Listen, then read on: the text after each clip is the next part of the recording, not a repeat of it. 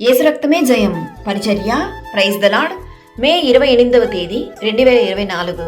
ఈరోజు దేవుని వాక్యము, అక్కడనే నీవు రక్షణ నొందుదువు, అక్కడనే యెహోవా నీ శత్రుల చేతిలో నుండి నిన్ను విమోచించును.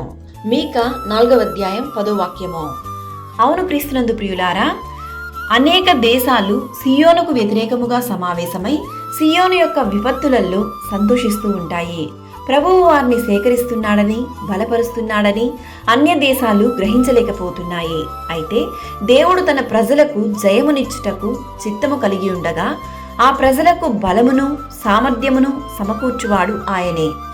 బబులోనుపురంలో బయట వాసము చేసినను దేవుని రక్షణను నీవు నొందవలెనని శత్రువుల చేతిలో నుండి నిన్ను విమోచించుటకు ఆ దేవుడు నీకు తోడుగా ఉన్నాడు.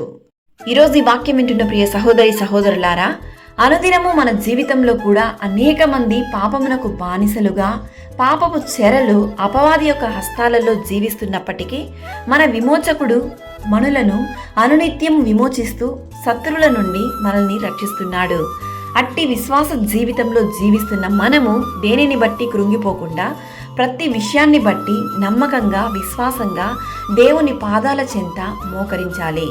దేవుడును ప్రతి ఒక్కరిని ఆశీర్వదించి దీవించును.